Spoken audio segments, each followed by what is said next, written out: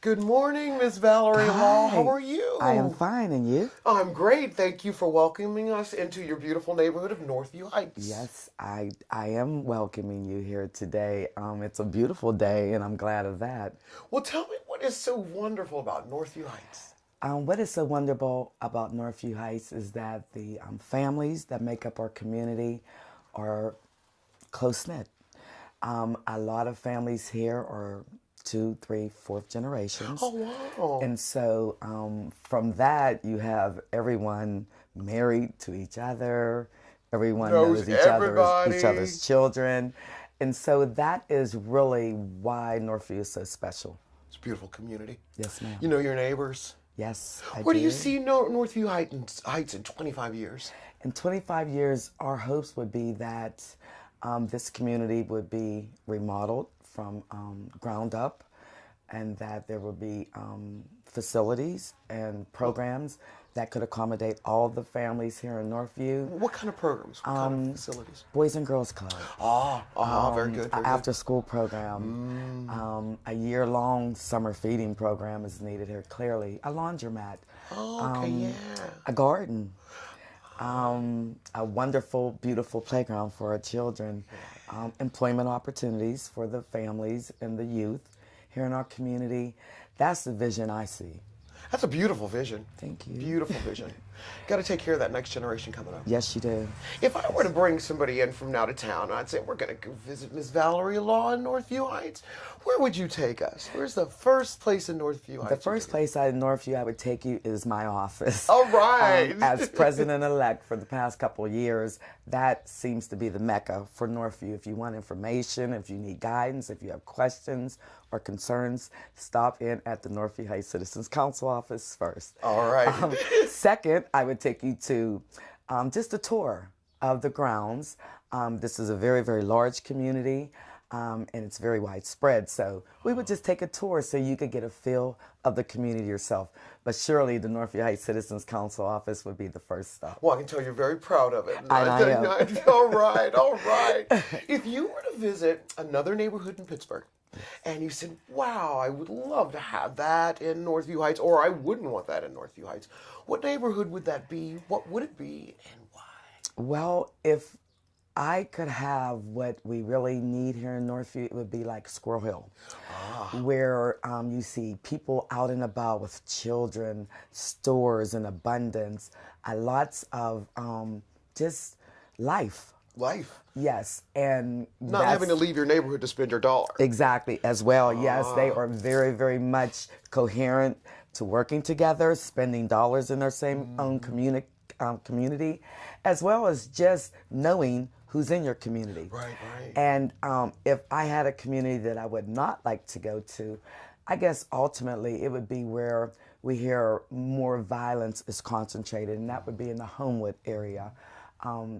That area, the East End period, because it doesn't seem that there's any let up to the violence and the crime, although the people that live there are beautiful people. Thank you, that's my neighborhood.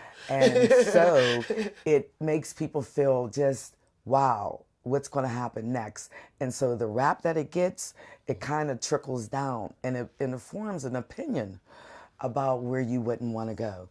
And so it's unfortunate, though. We don't hear the good things. That is very unfortunate. We don't hear that. You don't hear the good things. That is very unfortunate. There's a lot of good things going on there, too. Just like there are some good things going on here. Tell me some of the good things that you do, like community days and stuff like that. Our community day this year is going to be held July 5th. We thought of July 5th so it would be a continued celebration with families. We know July 4th, everybody gets together, but we wanted it to continue. And we know people will be cooking out that whole entire weekend. Yep. And so our community days are really, really fabulous. Everyone comes out, hundreds and hundreds of people. Everything is free to the public. The residents in Northview, they get treated with special gifts because they are the residents. And our summer feeding program, we are very, very proud of that because we are feeding. The summer feeding program is a program through the state where the school delivers lunches and breakfasts to our facility here at the gym, and we distribute it to the children that come in with their families to eat. They can eat lunch, breakfast, and lunch. Oh, that's beautiful. And so we are feeding hundreds of children during the summer. It runs from June through August.